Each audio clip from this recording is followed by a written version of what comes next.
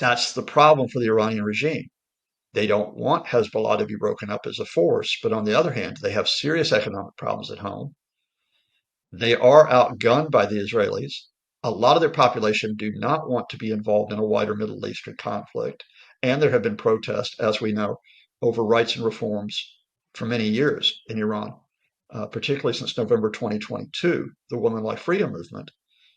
Does the Iranian regime risk its own domestic position and further isolation by saying enough is enough and directly attacking Israel? On Tuesday evening, the messages started to come through from American officials.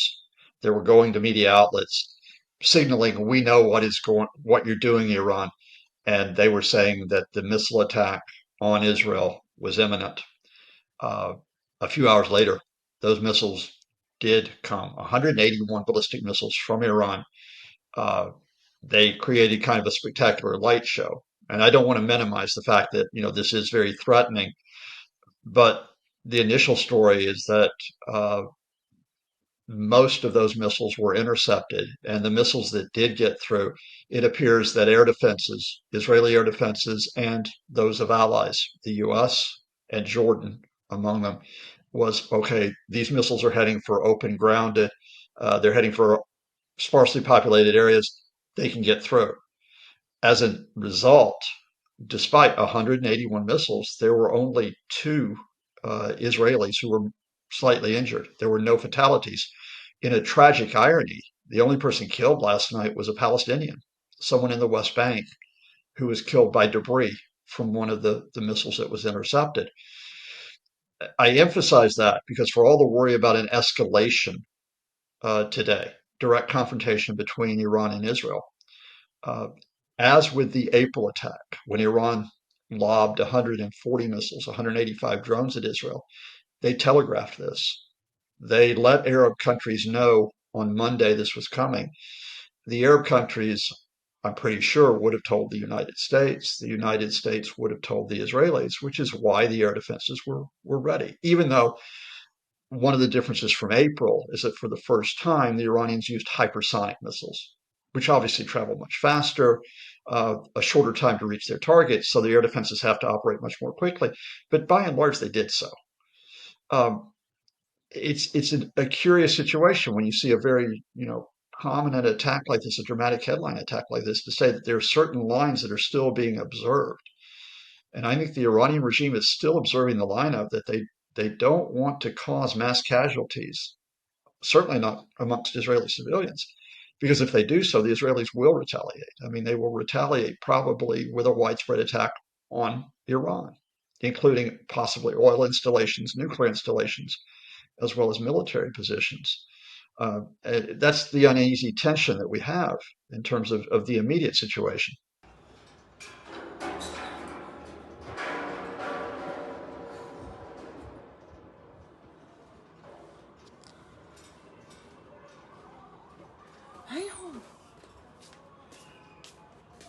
In one of those essential twists of what happens in the Middle East and Iran, the biggest winner of Iran's missile attacks last night was the Israeli Prime Minister, Benjamin Netanyahu.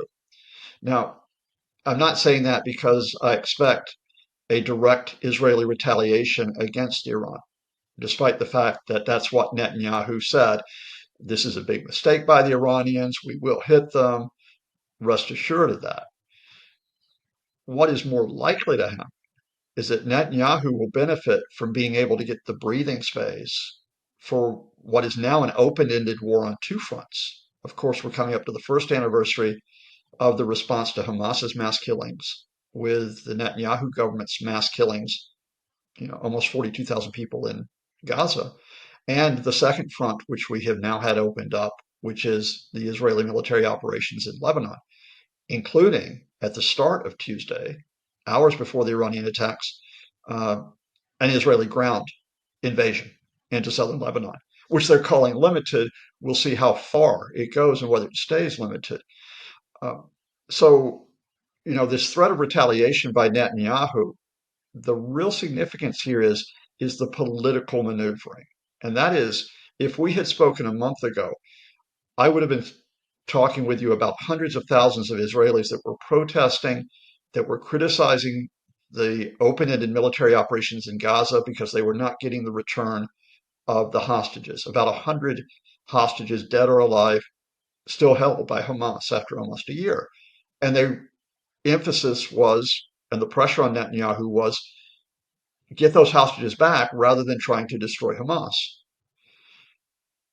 Netanyahu responded in part by then beginning the attacks on Lebanon with the pager attacks, the walkie-talkie attacks, and then, of course, the killing of Hassan Nasrallah and other senior Hezbollah figures. He is now in the position where, far from the pressure being on him to curb the attacks in Gaza or to curb any operations in Lebanon, he can expand them because if anybody says, we don't like this prime minister, you should go, he can turn around to them and say, if you get rid of me, what about Iran?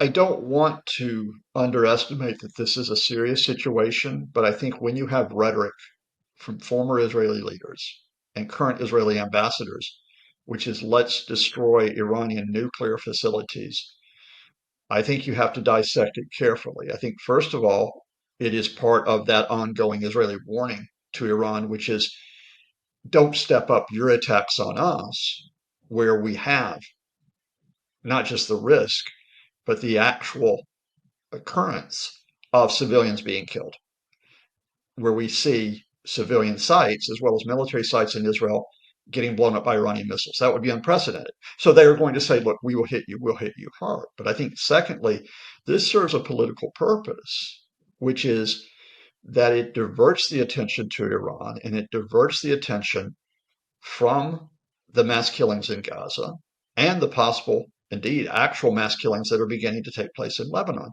Let us be very honest here. Israel is largely isolated in the international community because of its response to Hamas's own mass killings last October 7th.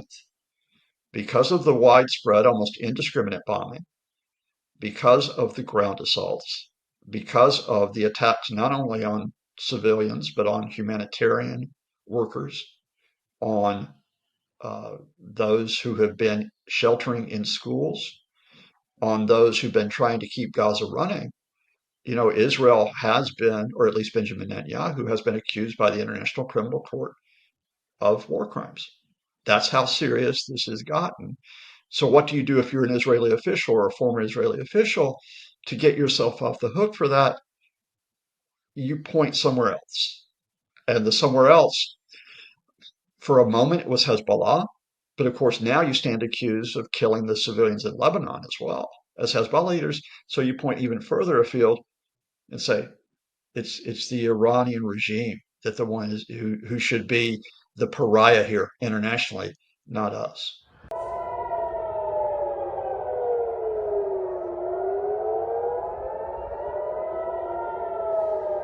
Let's be very honest. Even before last night, what we had seen for almost a year is that the international community, you know, whether you want to call that the West, whether you want to go more broadly and talk about countries from Asia, from Latin America, from Africa, as well as Europe, whether you talk about the US specifically, the international community was largely paralyzed in terms of what it could do to check the mass killings in Gaza.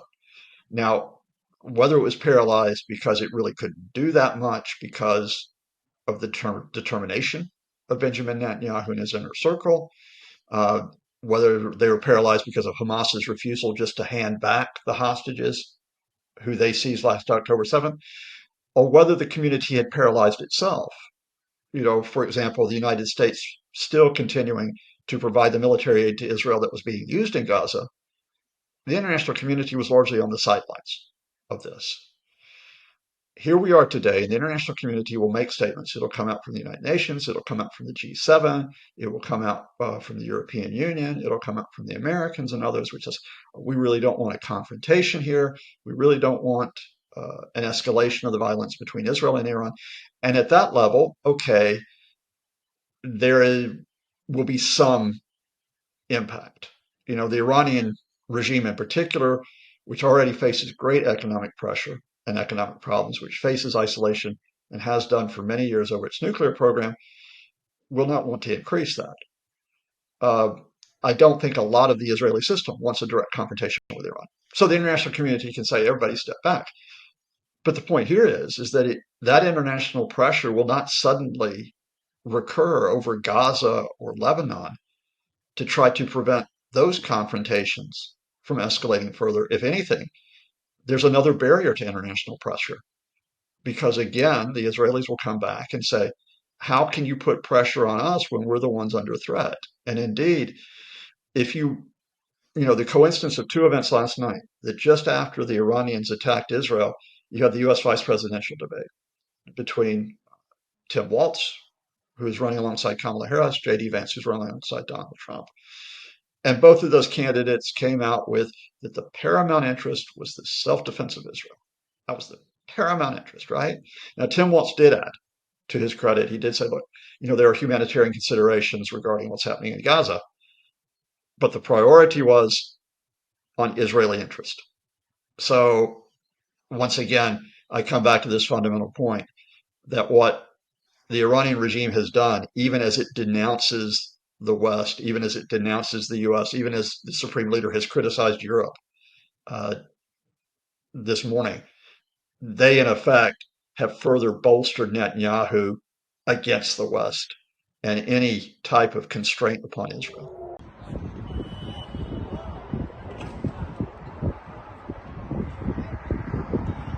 Just as Benjamin Netanyahu will say, don't look at me, look at Iran, uh, Vladimir Putin, as he enters the 32nd month of his deadly invasion of Ukraine, will say, don't look at the blood at my hands, look at the possibility of the blood on people's hands across the Middle East. Uh, and Russia will also pose a little bit as, oh, well, if everybody was just as good and kind hearted as us, we could have everybody getting along together. I've watched enough Kremlin propaganda to know the lines. Uh, but if you really wanted to go deep on the Russian angle, and it is interesting, although not really covered in the media, uh, before last October, in Hamas's attack, Russia had a working relationship with the Israelis. It was a working relationship in which Israel effectively sat back while Russia propped up the Assad regime's killing of hundreds of thousands of people in Syria, and the displacement of more than 11 million, where Russia increased its military presence in Syria. Uh, so that Israel, which had its own interest in that area, and Russia were kind of in a sort of let's just work alongside each other relationship. Now, what the Russians have done is they have sort of tossed that relationship out the window because they've made the decision in their rhetoric to criticize the Israelis. And I think the Israelis should be criticized. But I'm saying the Russians are doing it because they're trying to curry favor with Arab countries. They're trying to curry favor, with countries with the Gulf states. They're trying to curry favor with the so-called global South by saying, look, we're the guys that are really defenders of Gaza. They're not. The Russians will play this for propaganda advantage. And an important dimension here, as the Russians have sort of thrown that Israeli relationship out the window, they're boosting their relationship with Iran. And what's the key thing here? And that is that, to take it back to Ukraine, on a day-to-day basis, those civilians in Ukraine, their homes are being damaged, their lives are being threatened. Indeed, they are being killed by Iranian weapons, which are being supplied to the Russians, Iranian drones, which have been supplied for years, and now the prospect that Iranian ballistic missiles will be used by the Russians in those ongoing attacks as Putin tries to finally conquer Ukraine.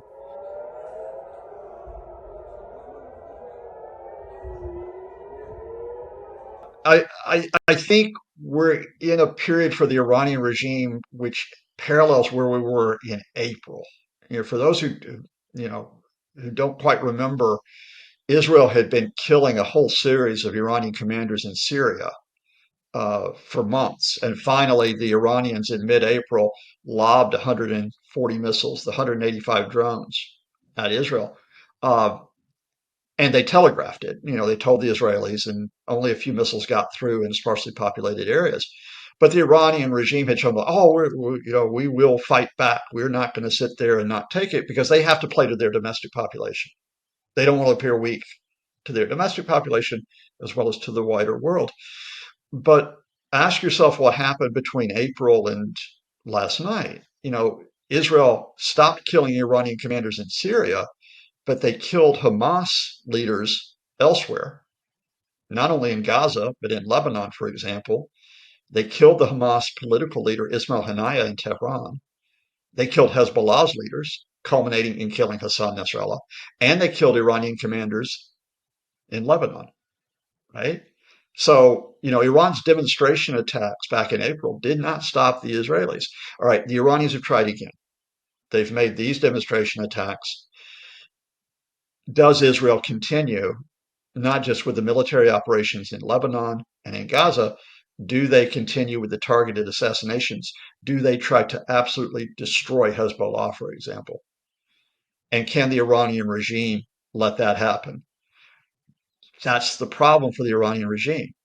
They don't want Hezbollah to be broken up as a force, but on the other hand, they have serious economic problems at home. They are outgunned by the Israelis. A lot of their population do not want to be involved in a wider Middle Eastern conflict. And there have been protests, as we know, over rights and reforms for many years in Iran, particularly since November 2022, the Women Like Freedom movement. Does the Iranian regime risk its own domestic position and further isolation by saying enough is enough and directly attacking Israel?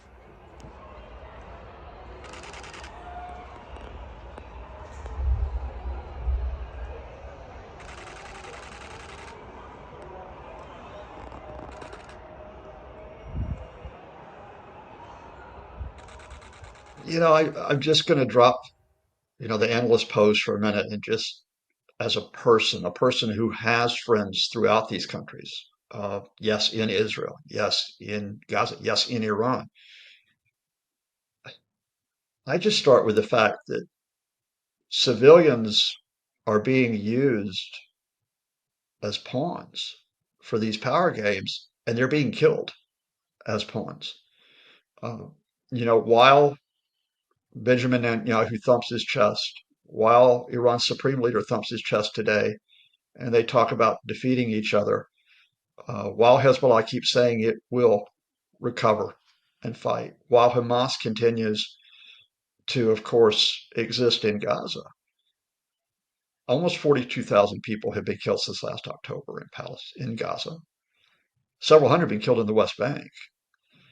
In the past week, more than 1,200 people have been killed in Lebanon, and a lot of them are civilians.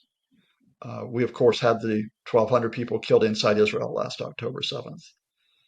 And there is the possibility here that civilians in Israel and Iran will die, will be killed. And for what? After all those people have been killed or fled their homes, for what? What has anybody won?